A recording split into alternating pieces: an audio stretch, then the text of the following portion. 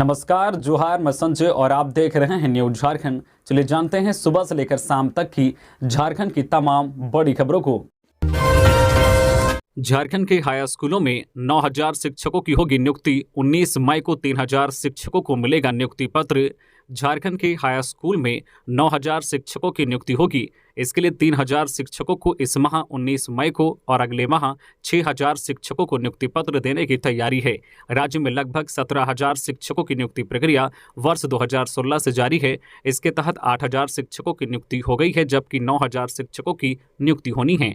वर्ष 2016 की नियुक्ति प्रक्रिया होने के बाद हाई स्कूल में रिक्त पदों पर फिर से नई नियुक्ति की प्रक्रिया शुरू की जाएगी। राज्य में पिछले 6 वर्ष से हाई स्कूल में रिक्त पदों पर शिक्षकों की नियुक्ति की जाएगी। उल्लेखनीय है कि इन पदों पर नियुक्ति के लिए भी पूर्व में सभी जिलों से जानकारी मांगी गई थी। 26,000 शिक्षकों की अधियाचना भेजी जाएगी।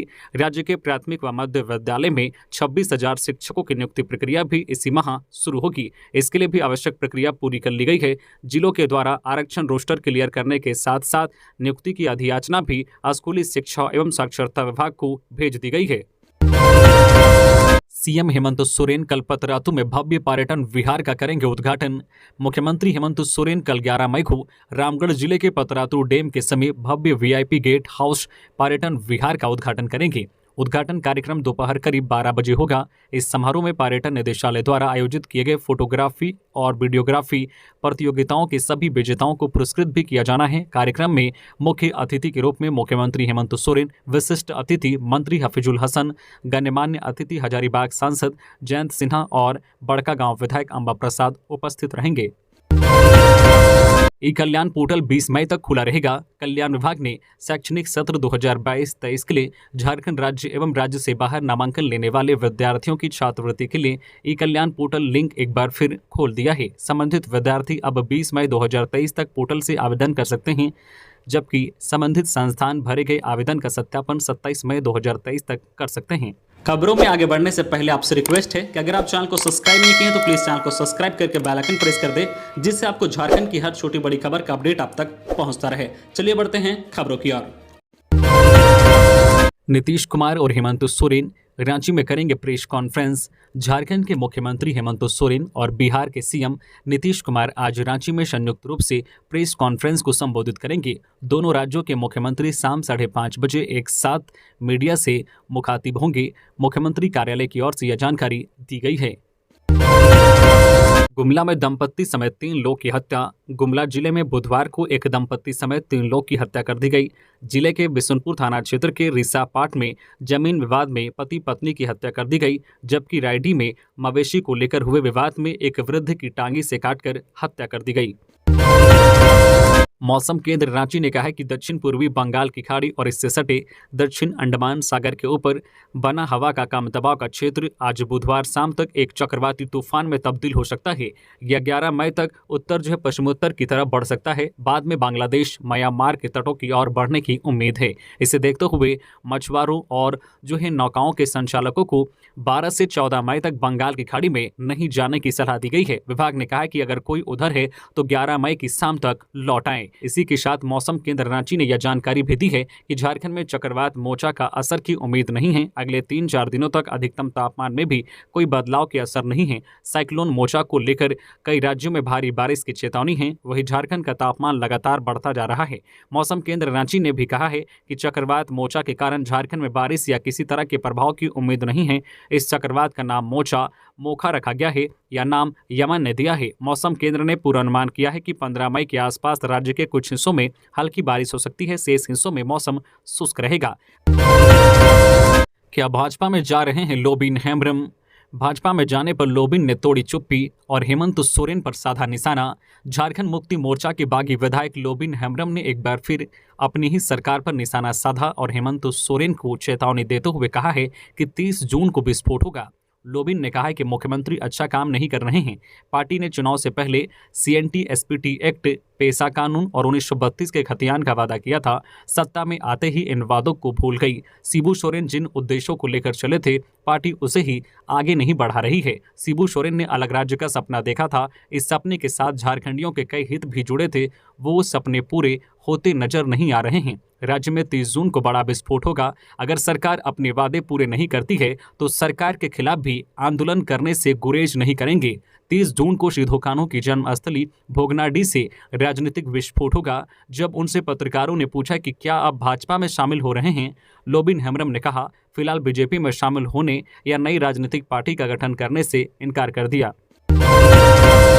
गहने कम लाया दूल्हा तो दुल्हन ने लौटा दी बारात।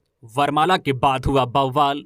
झारखंड के जामताड़ा जिले में एक विवाह समारोह में अजीबोगरीब वाकया हुआ है। दुल्हन ने वरमाला के बाद शादी से इनकार कर दिया। वधू पक्ष ने भी बारातियों को वापस जाने को कह दिया। काफी मान मनोवल के बाद भी जब नहीं माने तो दूल्हे को बिना शादी किए बेरंग वापस लौटना पड़ा। यह पूरा मामला झारखंड के जामताड़ा जिले के करमाटांड़ का है। बताया जाता है कि वर पक्ष द्वारा कम गहने लाने से नाराज दुल्हन ने मंडप में शादी से इनकार कर दिया। वधू पक्ष ने भी दुल्हन का साथ दिया और बारात को बेरंग वापस लौटा दिया। हालांकि दुल्हन पक्ष का तर्क है कि उन्हें दूल्हा पसंद नहीं आया। हालांकि पड़ोसियों का कहना है कि वधू पक्ष गहनों की वजह से नाराज हो गया था। इस घटना की खूब चर्चा है। घटना के संबंध में मिली जानकारी के मुताबिक 8 मई को शादी थी। दुल्हन का घर बारातियों के स्वागत में सजकर तैयार था। तय समय पर दूल्हा बारात लेकर हावड़ा दानकुनी से करमाटांड़ पहुंचा। दूल्हा का स्वागत कर दुल्हन के घर तक पहुंचाया गया। वरमाला का कार्यक्रम भी संपन्न हुआ। इसके बाद मंडप पर दूल्हा दुल्हन को लाया गया, जहां पर विधि विधान एवं मंत्रोच्चारण के साथ पंडित ने पूजा अर्चना प्रारंभ की। इसी बीच में दुल्हन पक्ष के द्वारा दूल्हे से गहने की मांग की गई, जहां पर गहने नहीं देने पर बात दूल्हे के पसंद नापसंद पर पहुंच गई। वधू पक्ष ने दूल्हे को पसंद नहीं आने के कारण शादी नहीं करने की बात कर डाली। लोग समझाते रहे, परंतु वधू पक्ष ने बारातियों को वापस जाने को कहा। वर पक्ष अपने इस बात को लेकर चुपचाप मंडप से वापस लौट गए। वधू पक्ष के द्वारा दूल्हे को पसंद नहीं करने की वजह उनकी उम्र को बताया जा रहा है कि दूल्हा अधिक उम्र का है, जिस कारण शादी को नकारा गया है। मालूम हो कि 1 मई को तिथि अनुसार तिलक उत्सव का आयोजन किया गया था। 7 मई को हल्दी कलश, जबकि 8 मई को सुविवाह होना था। हवाई किराया आसमान पर। रांची से दिल्ली का हवाई किराया 17,000 और बेंगलुरु का 20,000 के पार। रांची से उड़ने वाली फ्लाइट का किराया आसमान पर पहुंच गया है। जिस रांची दिल्ली फ्लाइट का न्यूनतम किराया 4,000 रुपये था, वह भी 17,000 तक पहुंच गया है। जानकारों का कहना है कि किराया बढ़ने की मुख्य वजह विमान सेवाओं की संख्या में कमी होना है। यहां से एयर इंडिया और स्पाइस जेट की विमान सेवा लगभग 1.5 साल से बंद है, जिसका फायदा इंडिगो, एयर एशिया और गो एयरवेज ने उठाना शुरू कर दिया है। बढ़े हुए किराए में अंतिम कील गो एयरवेज ने अपनी बुकिंग बंद कर ठोक दी है। इसका असर अब यात्रियों की जेब पर दिखने लगा है। विशेष तौर पर रांची से महानगरों का विमान किराया आसमान छूने लगा है। साइबर क्राइम की रोकथाम के लिए ट्रेनिंग लेंगे पुलिसकर्मी। झारखंड पुलिस को साइबर क्राइम की रोकथाम और अनुसंधान सहित अन्य विषयों पर विशेष ट्रेनिंग देंगे। इसके लिए सीआईडी मुख्यालय ने तैयारी शुरू कर दी है। ट्रेनिंग 12 मई से 16 मई तक होटवार स्थित अनुसंधान प्रशिक्षण विद्यालय में दी जाएगी। ट्रेनिंग देने के लिए गृह मंत्रालय के अधीन कार्यरत I4C के अधिकारी के अलावा दूसरे राज्य के IPS अधिकारियों को बुलाया जा रहा है। ट्रेनिंग के लिए सीआईडी मुख्यालय ने जिलों से अफसरों के संबंध में ब्यौरा मांगा है। ऑनलाइन ट्रेनिंग से संबंधित लिंक मोबाइल पर राज्य के सभी पुलिस पदाधिकारियों को उपलब्ध कराया जाएगा। झारखंड में कोरोना संक्रमण की रफ्तार हुई कम। 24 घंटे में 5 नए मरीज मिले, 19 हुए स्वस्थ। झारखंड में कोरोना संक्रमित मरीजों की संख्या में कमी आई है। बीते 24 घंटे में राज्य में 5 नए मरीज मिले हैं। राहत की बात यह है कि इस दौरान 19 मरीज स्वस्थ भी हुए हैं। पूर्वी सिंहभूम में 11 मरीज कोरोना से मुक्त हुए हैं।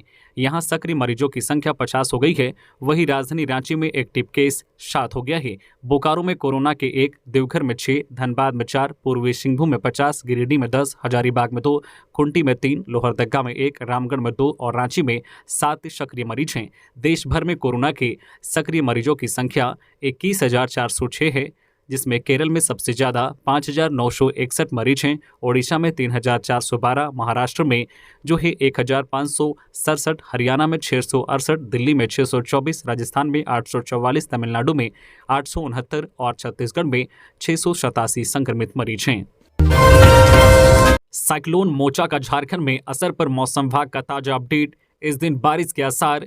चक्रवात मोचा कहां टकरा सकता है और कहां इसका कितना असर हो सकता है, इसे लेकर कई तरह के कयास लगाए जा रहे हैं। कई राज्यों में मोचा को लेकर चेतावनी जारी की गई है। इधर झारखंड में भी मौसम विभाग ने चक्रवात मोचा का राज्य में असर को लेकर सूचना दी है।